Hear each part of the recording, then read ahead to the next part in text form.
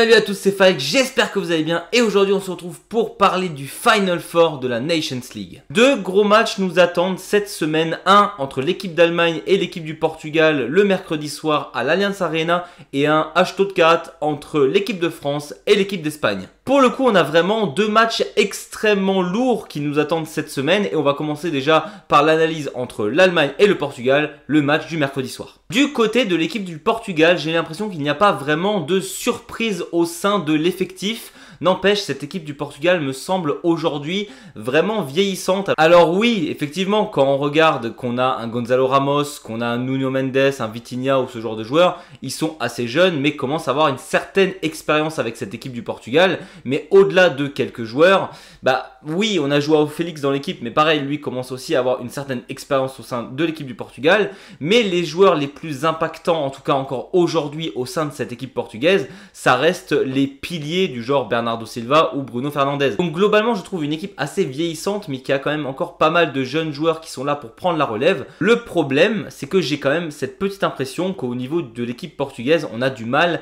à un peu léguer la suite de l'équipe aux jeunes joueurs qui devraient avoir beaucoup plus d'importance que ce qu'ils ont actuellement au sein de cette équipe du Portugal. Je veux dire, on n'a que à regarder Vitinha, ce qu'il fait actuellement avec le PSG.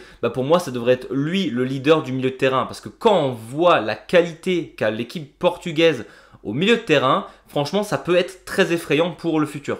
Alors oui, en attaque, tu as encore des joueurs de talent. Mais après, Rafael Leao ne fait pas sa meilleure saison non plus. João Félix, pareil, c'est un peu qui tout double, soit il est excellent, soit il est absolument inexistant sur le terrain. Et un certain Cristiano Ronaldo devrait quand même penser à laisser sa place à un moment donné aussi.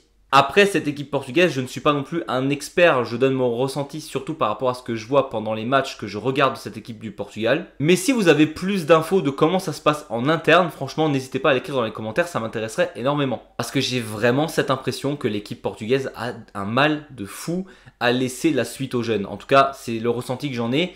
Et de certains médias, j'ai l'impression que ça ressort aussi pas mal. Et nous, ce qui nous intéresse évidemment, c'est l'équipe d'Allemagne qui, lors du tour d'avant, a éliminé un de ses plus grands démons, c'est-à-dire l'équipe d'Italie, qui était revenue, on rappelle, très très fort, alors que l'Allemagne menait 3-0, à un moment donné, il y a eu 3-3 lors d'un des deux matchs. Donc autant dire que c'était pas non plus hyper facile de battre cette équipe italienne. Et en même temps, le Portugal a aussi galéré à éliminer le Danemark, ça a fini en prolongation. Donc voilà, deux équipes qui ont eu quand même quelques difficultés à éliminer l'équipe du tour précédent. Quelques changements au sein de l'effectif de l'équipe d'Allemagne, mais surtout dû à des blessures. On voit par exemple que Marc-André ter Stegen, le gardien censé être titulaire numéro 1 de cette équipe d'Allemagne, est de retour. Maintenant, est-ce que Nagelsmann va le mettre directement en tant que numéro 1 lors des deux prochains matchs, alors qu'il n'a pas joué avec cette équipe allemande quasiment lors de toute la Nations League?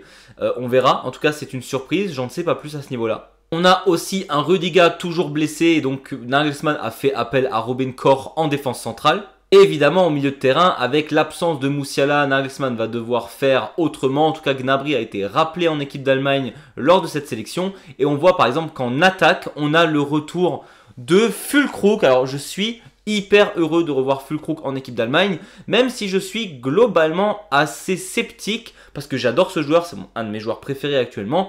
Mais c'est vrai que quand on voit la saison de Kleindienst, quand on voit la saison de Burkhardt, là où Füllkrug était quand même pas mal blessé, je suis assez étonné de voir ni l'un ni l'autre dans la sélection. Et aussi très très content de voir Woltemade qui a été appelé, qui d'habitude jouait avec les jeunes de l'équipe d'Allemagne. Franchement, au vu de sa fin de saison avec Stuttgart, c'est amplement mérité. Et quand je vois la triplette actuelle, ça ne m'étonnerait même pas que Woltemade soit titulaire lors du prochain match. Quand on fait un peu le comparatif des deux équipes, j'ai quand même l'impression que les forces sont plus ou moins au même endroit. Quand je regarde cet effectif de l'équipe d'Allemagne, je suis plutôt rassuré au niveau du milieu de terrain que je trouve extrêmement solide, que ce soit le milieu défensif ou le milieu offensif. Et imaginons qu'un mec comme Musiala ne soit pas blessé, franchement ça serait absolument phénoménal. Cette équipe d'Allemagne me semble ultra forte au niveau du milieu de terrain. Et franchement, quand je regarde l'effectif du Portugal, j'ai aussi cette impression que le milieu de terrain est vraiment très fort et que globalement, si on regarde juste au niveau des individualités, oui, l'offensif a l'air un peu plus fort du côté du Portugal. Après,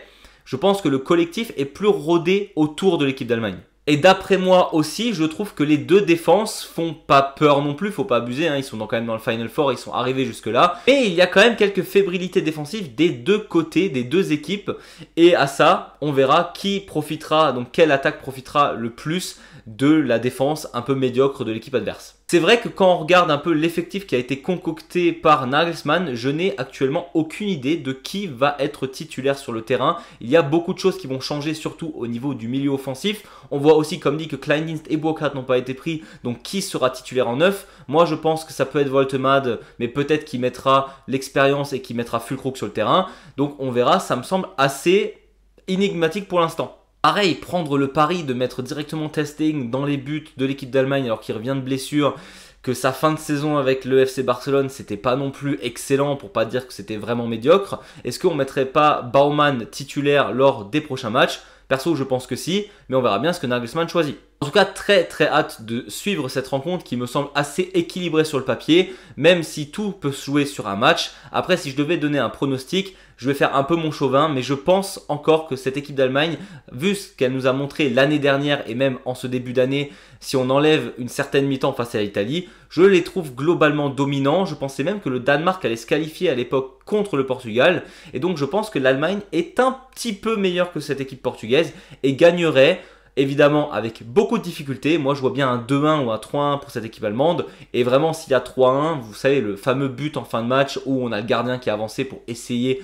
d'égaliser. Mais en tout cas je pense que ça va être un match très difficile. Mais je pense que l'attaque allemande est un petit peu meilleure que celle du Portugal. Et on arrive à la confrontation du jeudi soir, une confrontation qu'on a déjà eue l'année dernière lors de la Coupe d'Europe, celle entre l'équipe de France et l'équipe d'Espagne championne d'Europe en titre. Du côté des Espagnols, c'est simple, on prend les mêmes et on recommence. En même temps, tu es champion d'Europe en titre. Avec cette équipe-là, tu nous as montré que tu étais absolument imbattable. Tu as failli juste éventuellement te faire battre par l'équipe d'Allemagne.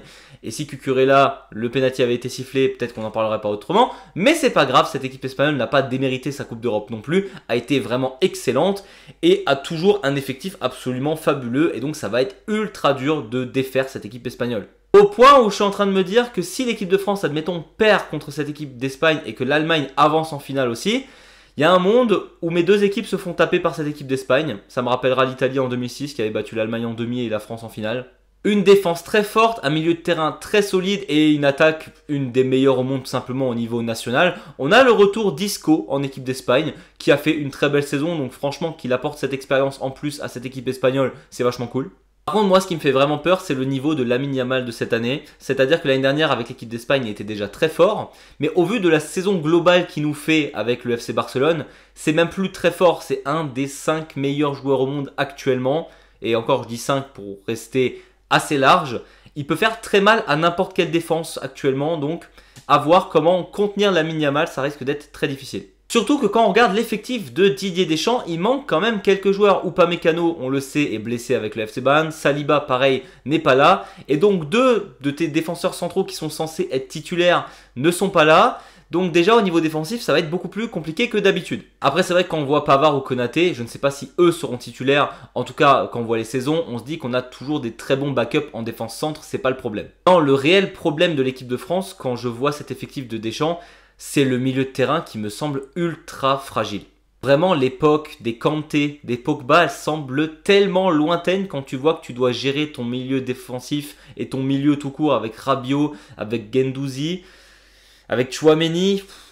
C'est pas foufou, hein. Et donc c'est un peu ça qui me fait peur avec cette équipe de France, c'est comment faire pour contenir le milieu et l'attaque espagnole quand il te manque des cadres absolument essentiels en défense et quand ton milieu de terrain, eh ben, il est vraiment fragile par rapport au reste des 3 équipes qu'il y a dans cette compétition.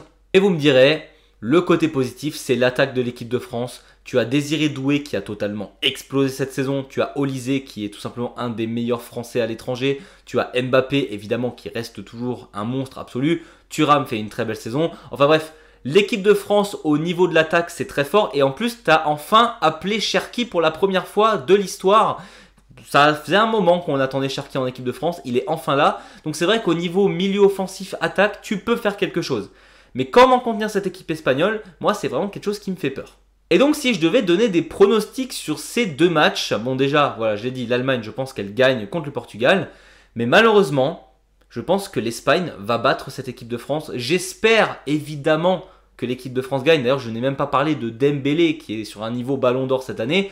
J'espère sincèrement que cette équipe de France aura une attaque tellement forte que même si l'Espagne marque 3 buts, éventuellement tu en marques 5. C'est possible avec cette équipe de France actuellement. Surtout qu'avec l'euphorie de la Ligue des Champions gagnée, tu peux te dire qu'il y a certains joueurs là qui vont arriver et qui vont essayer tout simplement de tout arracher. Mais bon, on verra ce que ça donne. Je pense quand même que l'Espagne semble un peu meilleure. Surtout au niveau défensif, ils seront capables un peu plus de contenir l'équipe de France que l'équipe de France contenir l'équipe d'Espagne. J'y crois un peu moins. Et c'est pour ça que je vois un match assez serré, mais avec beaucoup de buts. Par exemple, un 3-2 pour l'équipe d'Espagne. En espérant toujours que ça finisse 3-2 pour l'équipe de France.